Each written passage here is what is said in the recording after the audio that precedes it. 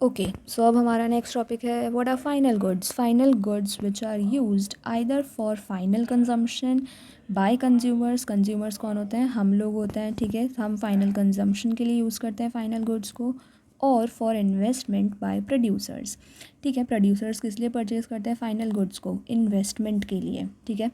Okay, so final goods के examples क्या क्या हो जाएंगे? Goods purchase by consumer house holds, ठीक है, for final consumption like milk sugar purchase by house holds, ठीक है। हाउस होल्ड्स कौन होते हैं? हम लोग होते हैं। चलिए, next is goods purchase by firms for capital formation और इन्वेस्टमेंट, ठीक है। अब जो हमारे यहाँ पे जो प्रोड्यूसर्स हैं वो हम अपनी फर्म्स के लिए या तो कैपिटल इंक्रीज़ करने के लिए या फिर कैपिटल फॉर्मेशन करने के लिए परचेज़ करेंगे या फिर इन्वेस्टमेंट के लिए परचेज़ करेंगे। जैसे कि like machinery etcetera purchase by a firm. एक फर्म जो है वो मशीनरी कब परचेज़ करेगी? इन्वेस्टमेंट करने के लिए, यानी कि जो है उसके प्रोडक्ट्स जो है वो बन के तैयार होंगे मशीन से, ठीक है। तो वो एक तरीके का जो मशीन है वो हमारी क्या है? इन्वेस्टमेंट है।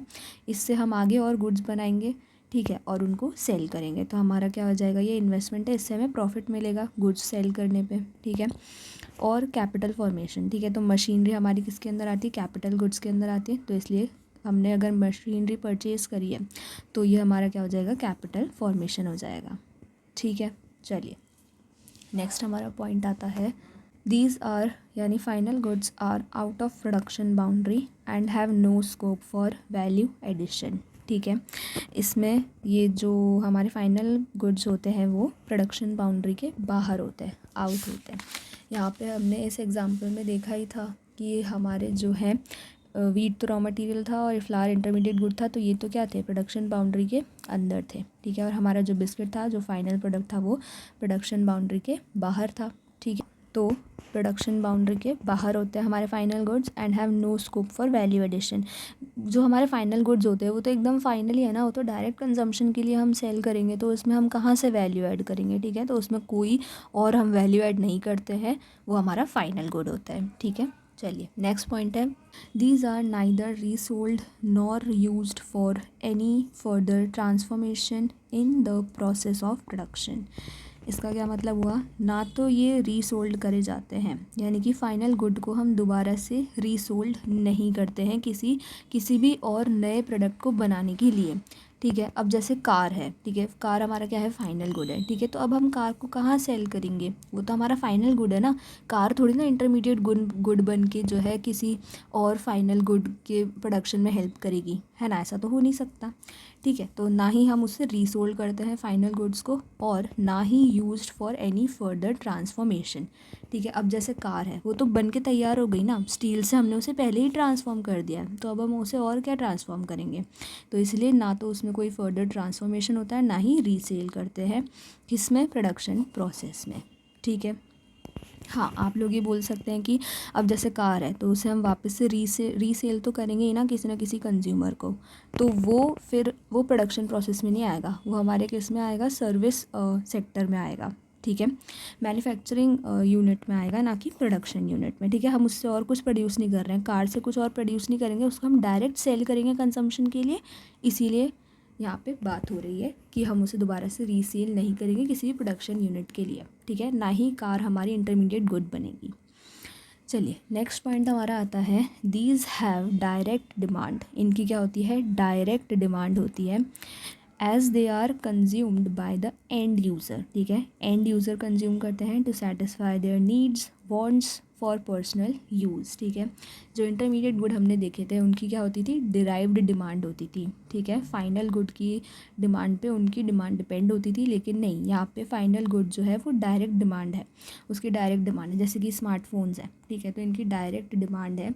स्मार्टफोन्स किसी के उस पर डिराइव नहीं हो रहे हैं कि अगर स्मार्टफोन नहीं लेंगे तो हम कार भी नहीं ले सकते, नहीं, ऐसा नहीं होता, ठीक है। तो स्मार्टफोन क्या हो जाएंगे? हमारे फाइनल गुड हो जाएंगे, ठीक है। जिनको हम किस लिए यूज़ करते हैं? एंड यूज़र, यानी हम लोग यूज़ करते हैं, कंज्यूम करते हैं, कंज्यूमर लोग, टू सेटिस्फाई हमारी इच्छाएं और वांट्स यानी ज़रूरतों को पर्सनल यूज़ के लिए यूज़ करने के लिए हम परचेज़ करते हैं स्मार्टफोन्स को, ठीक है। ओके, सो अब हम कुछ और इम्पॉर्टेंट पॉइंट्स डिस्कस कर लेते हैं इंटरमीडिएट गुड्स और फाइनल गुड्स से related. So goods used up in the same year are intermediate goods. Okay, इसको समझते हैं. If they remain for more than 1 year then they are treated as final goods. ठीक है, यानी कि अगर आपने जो भी आपके पास गुड्स हैं उनको सेम ही ईयर में यूज़ कर लिया जब तो वो इंटरमीडिएट गुड्स हैं. ठीक है, और अगर आपने उनको 1 साल से ज़्यादा के लिए रखा या फिर नेक्स्ट ईयर में सेल किया तो वो फाइनल गुड्स माने जाएंगे. एग्जाम्पल लेते हैं.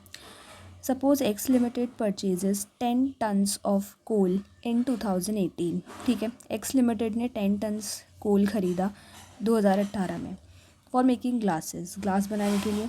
Only 7 ton coal was used up in 2018. अब उसने क्या किया, 10 में से बस 7 टन ही वो यूज़ कर पाया. So now 7 tons coal will be treated as intermediate goods and remaining 3 tons coal will be treated as final goods. ठीक है, तो अब जो 10 में से जो 7 उसने यूज़ कर लिया वो तो क्या हो जाएगा, इंटरमीडिएट गुड, और जो 3 बचे वो हमारे क्या माने जाएंगे, फाइनल गुड्स. ठीक है, यानी कि जिस ईयर में आपने सेल कर दिया, परचेज़ करा 10 टन और 7 टन्स आपने यूज़ कर लिए, जो बचे वो फाइनल गुड्स माने जाएंगे. ठीक है, and will be included in national income. ठीक है, और कहाँ इंक्लूड करे जाएंगे, नेशनल इनकम में. नेशनल इनकम में हम सिर्फ फाइनल गुड्स को ऐड करते हैं, इंटरमीडिएट गुड्स को ऐड नहीं करते हैं. ठीक है, यहाँ पे आप एक और उससे समझ सकते हैं शॉर्ट फॉर्म में कि 10 टन्स ऑफ कोल था. ठीक है, 7 टन्स हमने यूज़ कर लिया और 3 टन्स नॉट यूज्ड इन 2018. ठीक है, तो 7 टन्स वाले जो यूज़ हो गए उन्हें हम इंटरमीडिएट गुड्स में काउंट करेंगे. IG मतलब इंटरमीडिएट गुड्स, और जो यूज़ नहीं हुए हैं 2018 में उन्हें हम फाइनल गुड्स मानेंगे. ठीक है, ये जो 7 टन्स हैं जो इंटरमीडिएट गुड्स हैं उन्हें हम ऐड नहीं करेंगे नेशनल इनकम में, और जो 3 टन्स हैं जो फाइनल गुड्स हैं जो यूज़ नहीं हुए हैं 2018 में उन्हें हम ऐड करेंगे नेशनल इनकम में. ठीक है, तो अब नेक्स्ट पॉइंट हमारे पास है national income includes only final goods. ठीक है, यहाँ पे आपने देखा ही है जो यहाँ पे फाइनल गुड्स थे बस हम उन्हीं को नेशनल इनकम में इंक्लूड करेंगे, जो इंटरमीडिएट गुड्स हैं उन्हें हम ऐड नहीं करेंगे. Okay, so intermediate goods are not included in national income as they are already included in final goods. ठीक है, फाइनल गुड्स में ऑलरेडी इंटरमीडिएट गुड्स की वैल्यू ऐड होती है, हम ये पहले पढ़ चुके हैं. ठीक है, तो इसलिए हम उन्हें ऐड नहीं करेंगे. If their value is added again, और अगर हम दोबारा अभी अगर नेशनल इनकम में उनकी वैल्यू को ऐड करेंगे, it will be lead to double counting. ठीक है, it will lead to double counting. Double counting हो जाएगी कि पहले आपने इंटरमीडिएट गुड्स को फाइनल गुड्स में तो ऐड कर ही लिया है, उसके बाद आप वापस से नेशनल इनकम में ऐड कर रहे हो, तो ये गलत बात हो जाएगी. इसलिए हम सिर्फ फाइनल गुड्स को ही काउंट करते हैं क्योंकि उनमें जो इंटरमीडिएट गुड्स हैं उनकी वैल्यू ऑलरेडी एडेड है. ठीक है, एग्जाम्पल देख लेते हैं.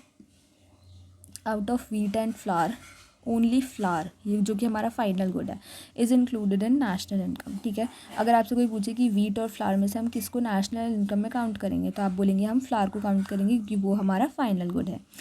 Included in national income as the value of flour already includes the value of wheat. ठीक है, फ्लावर क्या इससे बना है, व्हीट से ही बना है, व्हीट भी खरीदा ही होगा फ्लावर बनाने वाले ने, तो इसलिए फ्लावर की वैल्यू में जो व्हीट की वैल्यू है वो ऑलरेडी इंक्लूडेड है. और व्हीट हमारा क्या है, इंटरमीडिएट गुड है. ठीक है, फ्लावर हमारा क्या है, फाइनल गुड है. ठीक है,